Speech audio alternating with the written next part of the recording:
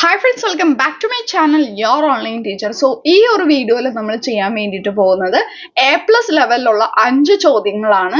Problems ഗ്രാഫും എല്ലാം include ചെയ്യുന്ന 5 A+ ലെവലിലുള്ള ക്വസ്റ്റ്യൻസ് ആണ് ചെയ്യാൻ വേണ്ടിയിട്ട് പോകുന്നത്.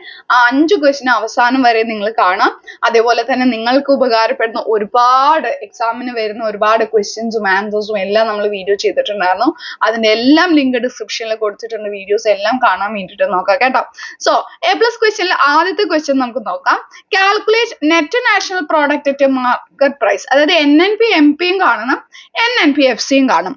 സോ NNP MP കാണുന്നതിനുള്ള ഇക്വേഷൻ എന്താണ്? NNP MP കാണാൻ വേണ്ടിയിട്ട് GNP MP യിൽ നിന്ന് ഡിപ്രീസിയേഷൻ കുറച്ചാൽ മതി. ഓക്കെ, ഡിപ്രീസിയേഷൻ കുറച്ചു കഴിഞ്ഞാൽ നമുക്ക് എന്ത് കിട്ടും? NNP MP കിട്ടും. സോ ഇവിടെ GNP MP എത്രയാണ്? 12,000 ആണ് വരുന്നത്. സോ ആ 12,000 നിന്ന് ഡിപ്രീസിയേഷൻ 1000 കുറച്ചു കഴിഞ്ഞാൽ 11,000 ആണ് NNP MP വരുന്നത്. സിമ്പിൾ ആണല്ലോ. Then another question. NNP FC കാണണം. NNP FC കാണുന്നത് എങ്ങനെയാണ്? NNP MP തന്നിട്ടുണ്ടെങ്കിൽ ആ NNP MP യിൽ നിന്ന് നെറ്റ് ഇൻഡയറക്റ്റ് ടാക്സ് കുറച്ച് കഴിഞ്ഞാൽ നമുക്ക് എന്ത് കിട്ടും? NNP FC കിട്ടും. പക്ഷെ ഇവിടെ നമുക്ക് എന്തില്ല, നെറ്റ് ഇൻഡയറക്റ്റ് ടാക്സ് തന്നിട്ടില്ല. അതിന് പകരം ഇൻഡയറക്റ്റ് ടാക്സും സബ്സിഡിയാണ് തന്നിരിക്കുന്നത്. സോ നെറ്റ് ഇൻഡയറക്റ്റ് ടാക്സ് കാണാൻ എന്ത് ചെയ്താൽ മതി? ഇൻഡയറക്റ്റ് ടാക്സിൽ നിന്ന് നമ്മൾ സബ്സിഡി കുറച്ചാൽ മതി, മൈനസ് സബ്സിഡി ചെയ്താൽ മതി. സോ 400 മൈനസ് 180 ചെയ്യുമ്പോൾ നമുക്ക് 220 കിട്ടും. 220 എന്ന് പറയുന്നതാണ് നമ്മുടെ നെറ്റ് ഇൻഡയറക്റ്റ് ടാക്സ്. ആ 220 ഈ 11,000 നിന്ന് കുറയ്ക്കാം. 11,000 മൈനസ് 220 ചെയ്താൽ മതി. അപ്പൊ നമുക്ക് എത്ര കിട്ടും? 11,000 മൈനസ് 220 ചെയ്യുമ്പോൾ 10,780 കിട്ടും. സോ അതാണ് നമ്മുടെ എന്ത്? NNP FC എന്ന് പറയുന്നത്. സിമ്പിൾ ആണല്ലോ. സോ നെക്സ്റ്റ് ക്വസ്റ്റ്യനിലേക്ക് കിടക്കാം. നെക്സ്റ്റ് ക്വസ്റ്റ്യൻ എന്ന് പറയുന്നത് equilibrium output and aggregate demand are determined in the following diagram. Identify the components of aggregate demand. Aggregate demand ന്റെ components എന്തൊക്കെയാണ്? Aggregate demand components ഇവിടെ A bar plus CY എന്നല്ല തന്നിരിക്കുന്നത്. So A bar എന്ന് വെച്ചാൽ അതിൻ്റെ ഉള്ളിൽ C ബാറും I ബാറും ആണ് ഉള്ളത്. C ബാർ എന്ന് പറഞ്ഞാൽ ഓട്ടോണോമസ് കൺസംഷൻ ആണ്. I ബാർ എന്ന് പറഞ്ഞാൽ ഓട്ടോണോമസ് ഇൻവെസ്റ്റ്മെന്റ് ആണ്. ഇതിൽ സ്മോൾ ലെറ്റർ C എന്ന് പറയുന്നത് മാർജിനൽ പ്രൊപ്പൻസിറ്റി ടു കൺസ്യൂം ആണ്. Y എന്ന് പറയുന്നത് ഇൻകം ആണ്. ഓക്കെ, ദെൻ ഇനി വേറൊരു ക്വസ്റ്റ്യനും കൂടി ഇവിടെ ചോദിച്ചിട്ടുണ്ട്. അത് ഒരു ഇമ്പോർട്ടന്റ് ആയിട്ടുള്ള ക്വസ്റ്റ്യൻ. അതായത് show the changes in the equilibrium when autonomous expenditure increases. Autonomous expenditure increase ആയി കഴിഞ്ഞാൽ ഇക്വിലിബ്രിയത്തിൽ വരുന്ന മാറ്റങ്ങൾ എന്തൊക്കെയാണ്? അപ്പൊ ഇങ്ങനെയാണ് അതിന് ഗ്രാഫ് ഇരിക്കുന്നത്. സോ ഇവിടെ നോക്കിയാൽ ഇത് അഗ്രിഗേറ്റ് സപ്ലൈ കർവ് ആണ്. ദെൻ അഗ്രിഗേറ്റ് ഡിമാൻഡ് കർവ് ഇങ്ങനെ പോയിരിക്കുന്നു. ദെൻ അതിനെ കൂട്ടി യോജിപ്പിച്ച് ആ പോയിന്റിൽ ഇക്വിലിബ്രിയം വന്നു. അവിടെ നമുക്ക് ഇക്വിലിബ്രിയം ഇൻകം കിട്ടി. ഓക്കെ, അങ്ങനെയാണ് വന്നിരിക്കുന്നത്. അപ്പൊ ഇവിടെ നമുക്ക് എന്താ കാണേണ്ടത്? ഓട്ടോണോമസ് എക്സ്പെൻഡിച്ചർ കൂടിക്കഴിഞ്ഞാൽ എന്ത് പറ്റും? ഓട്ടോണോമസ് എക്സ്പെൻഡിച്ചേഴ്സ് കൂടിക്കഴിഞ്ഞാൽ നമ്മുടെ ഈ അഗ്രിഗേറ്റ് ഡിമാൻഡ് കർവ് ഉണ്ടല്ലോ, ഈ ഡിമാൻഡ് കർവ് അത് മുകളിലേക്ക് ഷിഫ്റ്റ് ആകും. ഇങ്ങനെ മുകളിലേക്ക് ഷിഫ്റ്റ് ആകും. ഓക്കെ, അഗ്രിഗേറ്റ് ഡിമാൻഡ് കർവ് മുകളിലേക്ക് ഷിഫ്റ്റ് ആകും. മുകളിലേക്ക് ഷിഫ്റ്റ് ആകുമ്പോൾ ഇനി ഇതിന് എന്താ സംഭവിക്കുന്നത്? പാരലൽ ഷിഫ്റ്റ് ആണ് സംഭവിക്കുന്നത് കേട്ടോ. പാരലൽ ഷിഫ്റ്റ് ആണ് സംഭവിക്കുന്നത്. സോ ഇതാണ് നമ്മുടെ AD2, പുതിയ അഗ്രിഗേറ്റ് ഡിമാൻഡ് കർവ്. പുതിയ അഗ്രിഗേറ്റ് ഡിമാൻഡ് കർവും പഴയ അഗ്രിഗേറ്റ് സപ്ലൈ കർവും കൂടി കൂട്ടിമുട്ടിയിരിക്കുന്ന പോയിന്റിൽ നിന്ന് താഴേക്ക് ഒരു ലൈൻ വരച്ചാൽ പുതിയ ഇക്വിലിബ്രിയം ഇൻകം കിട്ടും. ഓക്കെ, അപ്പൊ ഇതാണ് നമ്മുടെ പുതിയ ഇക്വിലിബ്രിയം ഇൻകം Y1. ഇനി എന്താ സംഭവിച്ചിരിക്കുന്നത്? അഗ്രിഗേറ്റ് ഡിമാൻഡ് ഓട്ടോണോമസ് എക്സ്പെൻഡിച്ചർ കൂടി കഴിഞ്ഞാൽ അഗ്രിഗേറ്റ് ഡിമാൻഡ് കർവ് എന്ത് ചെയ്യും? മുകളിലേക്ക് ഷിഫ്റ്റ് ആകും.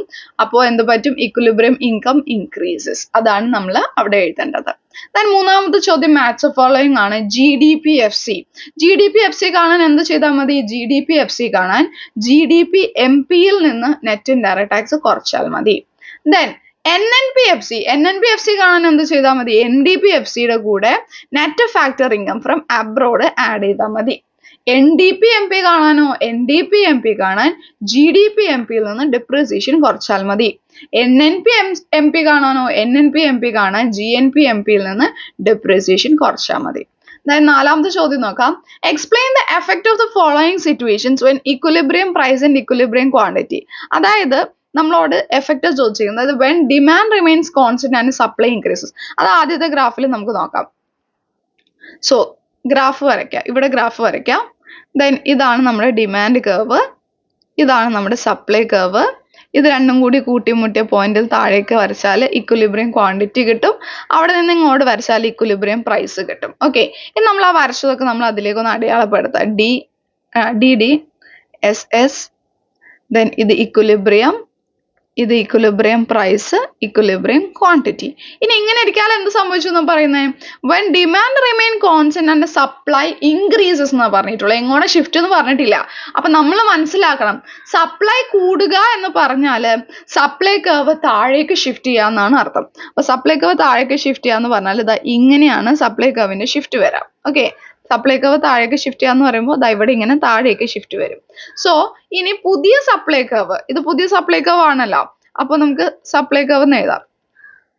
പുതിയതാണ് S1 എഴുതാം. പുതിയ സപ്ലൈ കർവും പഴയ ഡിമാൻഡ് കർവും കൂടി കൂട്ടിമുട്ടിയിരിക്കുന്ന പോയിന്റിൽ നിന്ന് ഇങ്ങോട്ട് വരച്ചാൽ പുതിയ ഇക്വിലിബ്രിയം ക്വാണ്ടിറ്റി കിട്ടും. ഇങ്ങോട്ട് വരച്ചാൽ പുതിയ ഇക്വിലിബ്രിയം പ്രൈസ് കിട്ടും. ഇനി നോക്കിയേ, P1 Q1 എന്താ സംഭവിച്ചിരിക്കുന്നത്, ഇക്വിലിബ്രിയം പ്രൈസ് ഡിക്രീസസ്. അപ്പൊ നമ്മൾ എഴുതണം ഇക്വിലിബ്രിയം പ്രൈസ് ഡിക്രീസസ്. ഇക്വിലിബ്രിയം പ്രൈസിന് എന്ത് സംഭവിച്ചു, decreases. Equilibrium quantity increases. Quantity increase ആകാണ് ആദ്യത്തെ സിറ്റുവേഷനിൽ സംഭവിച്ചിരിക്കുന്നത്. ഇനി രണ്ടാമത്തെ സിറ്റുവേഷനിൽ എന്താ സംഭവിച്ചിരിക്കുന്നതെന്ന് നോക്കാം. അപ്പൊ അതിന് വേണ്ടിയിട്ട് അതിന്റെ ഗ്രാഫ് വരയ്ക്കാം. ഇവിടെ സെപ്പറേറ്റ് ആയിട്ട് വരയ്ക്കാം. ഇതാണ് ഡിമാൻഡ് കർവ്, ഇതാണ് സപ്ലൈ കർവ്. ഇത് രണ്ടും കൂട്ടിമുട്ടിയ പോയിന്റ് താഴേക്ക് വരച്ചാൽ ഇക്വിലിബ്രിയം ക്വാണ്ടിറ്റി കിട്ടി. ഇങ്ങോട്ട് വരയ്ക്കുമ്പോൾ ഇക്വിലിബ്രിയം പ്രൈസ് കിട്ടി. Okay, D S equilibrium price, equilibrium quantity.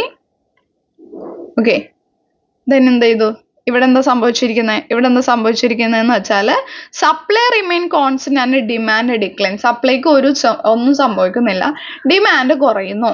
Demand കുറയാന്ന് പറഞ്ഞാൽ ഡിമാൻഡ് കർവ് ദാ ലെഫ്റ്റിലേക്ക് ഷിഫ്റ്റ് ആകുന്നതാണ് ഡിമാൻഡ് കുറയുന്നത്. അപ്പോൾ ഇതാണ് പുതിയ ഡിമാൻഡ് കർവ് നമ്മുടേത്. അപ്പോൾ D1 എന്ന് കൊടുക്കുന്നു. ഇത് പുതിയ ഇക്വിലിബ്രിയം. അപ്പോൾ പുതിയ ഡിമാൻഡ് കർവും പഴയ സപ്ലൈ കർവും കൂട്ടിമുട്ടുന്നത് ഇവിടെയാണല്ലോ. സോ അത് നമ്മൾ താഴേക്ക് വരച്ചാൽ പുതിയ ക്വാണ്ടിറ്റി കിട്ടി, ഇങ്ങോട്ട് വരച്ചാൽ പുതിയ പ്രൈസ് കിട്ടും. സോ P1 Q1 എന്താ സംഭവിച്ചിരിക്കുന്നത്, ഇക്വിലിബ്രിയം പ്രൈസും കുറയുന്നു, ഇക്വിലിബ്രിയം ക്വാണ്ടിറ്റിയും കുറയുന്നുണ്ട്. ഓക്കെ, അതായത് സപ്ലൈ കോൺസ്റ്റന്റ് ആയിട്ട് നിൽക്കുന്നു, പക്ഷെ ഡിമാൻഡ് കുറയുന്നു.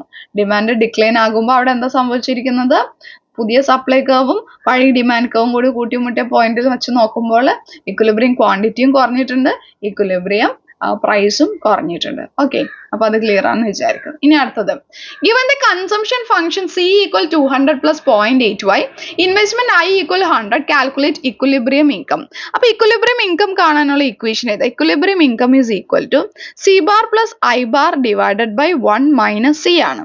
ഇതിൽ C bar എന്ന് പറയുന്നത് 200 ആണ്. അത് എവിടെ നിന്ന് കിട്ടും, C equal C bar plus CY എന്നുള്ള ഫോമിൽ ഇത് കിടക്കുന്നത്. അതിൽ നിന്നാണ് C bar 200 കിട്ടുന്നത്. പ്ലസ് I bar ഇൻവെസ്റ്റ്മെന്റ് തന്നെയാണ് I bar, so 100 divided by 1 minus C എന്ന് പറയുമ്പോൾ C എത്രയാണ്, 0.8. സോ 300 ഡിവൈഡഡ് ബൈ 0.2 ചെയ്യുമ്പോൾ നമുക്ക് എത്ര കിട്ടും, 300 ഡിവൈഡഡ് ബൈ 0.2 ചെയ്യുമ്പോൾ 1500 കിട്ടും. സോ ഇതാണ് ഇക്വിലിബ്രിയം ഇൻകം. ഓക്കെ, അപ്പോൾ ഇമ്പോർട്ടൻ്റ് ആയിട്ടുള്ള 5 ക്വസ്റ്റ്യൻസ് നമ്മൾ ചെയ്തിട്ടുണ്ട്. നിങ്ങൾക്ക് അത് ഉപകാരപ്പെട്ടിട്ടുണ്ടാവും എന്ന് വിചാരിക്കുന്നു. ഉപകാരപ്പെട്ടോ എന്നുള്ളത് താഴെ ഒന്ന് കമന്റ് ചെയ്ത് അറിയിക്കാം കേട്ടോ. Thank you.